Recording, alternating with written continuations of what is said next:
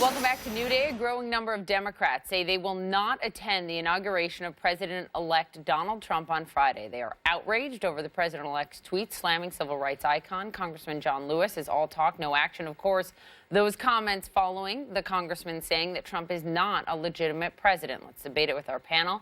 Back with us, Jason Johnson, David Drucker, David Gregory. Jason, let me begin with you.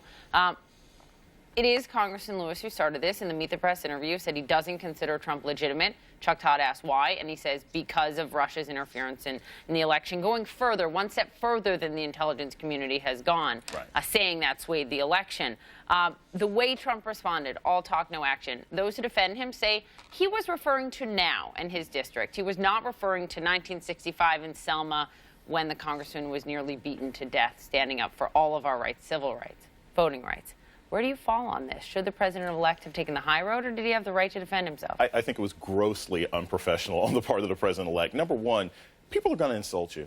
You're the president. It's going to happen. You need to show some restraint. You need to show some discipline. This is a little more of an than an insult. But for someone to question your legitimacy, the same thing happened to Obama. The same thing happened to George Bush. You stand above it and you say, look, come work with me, and I'm above this criticism. The second issue is this. For him to attack the district, look, the 5th District includes the CNN headquarters down in Atlanta. Okay? And Delta and Coca-Cola. Exactly. There are lots of different areas down there. So for him to attack an entire district of the United States and say it's crime-ridden and it's crumbling apart, especially because that can be perceived as a sort of racialized insult as a black district. Did you read it that way? I wonder. Did you read it that way? Not only did I read it that way, local Democrats read it that way. The vice president at the National Civil Rights Museum across the street from the headquarters read it that way. It's insulting. It's unnecessary. The president needs to be above this kind of criticism because this isn't the first or the last person who's going to insult him while he's in office. In this kind of criticism, David Drucker, again, questioning the legitimacy of the president, I think that can go beyond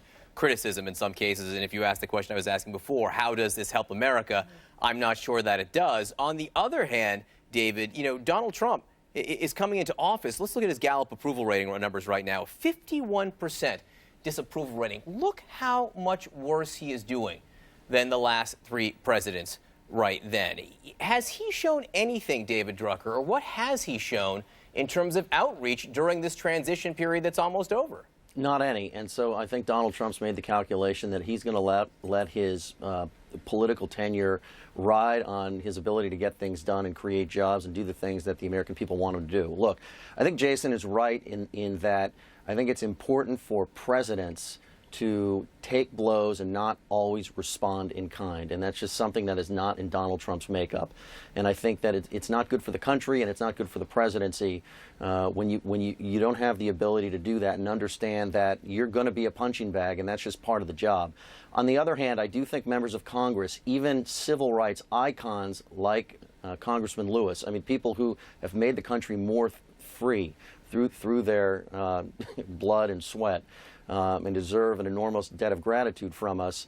If they're elected members of Congress, I think they have a responsibility to uphold and sort of acknowledge the legitimacy of the presidential election, because it's not good for our democracy when either people like Donald Trump try and undermine the legitimacy of President Obama, but specifically when you're an elected official in Washington, that can lead to a fraying of our government and our sort of democratic bonds that can be very, very hard to repair. And I think in this case, if you're an elected official in D.C., you've got to lump it, even though if you're not an elected official, you have every right to ignore the inauguration, not show up, leave town.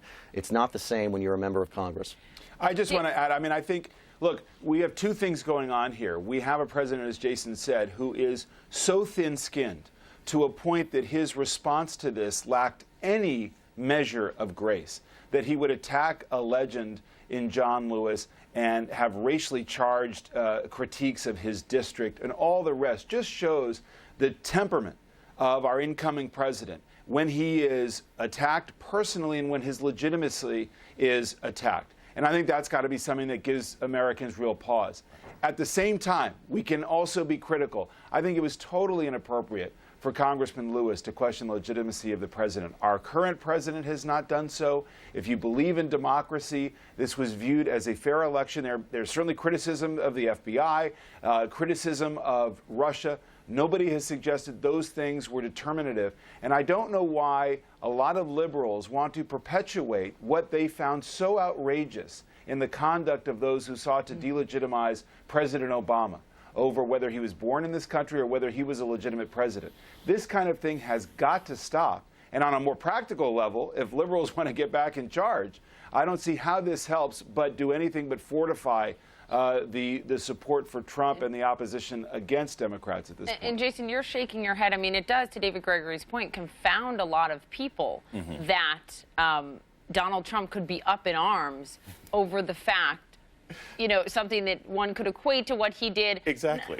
Said not just once or twice about President Obama, but over years, and fanned the flames of it, and used to his advantage in this political race and in this election.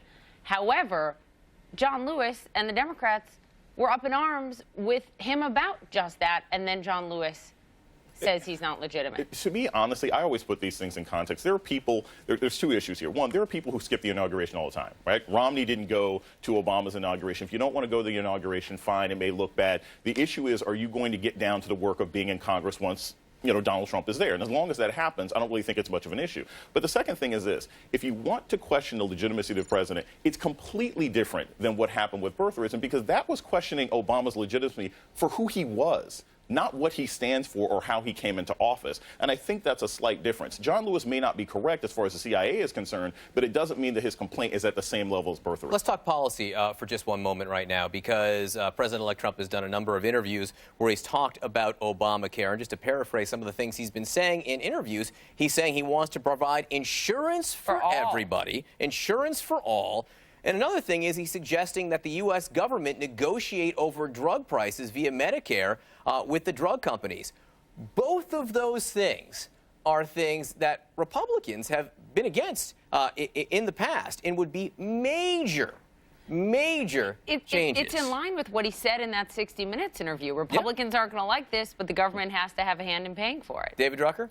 Yeah, look, President-elect Trump sounds a lot like President Obama and the Democrats, so it's interesting. They want to get rid of the Affordable Care Act, Obamacare, and we understand why from a Republican perspective, but what Trump is offering is more of the same, at least from a messaging standpoint and a general architecture.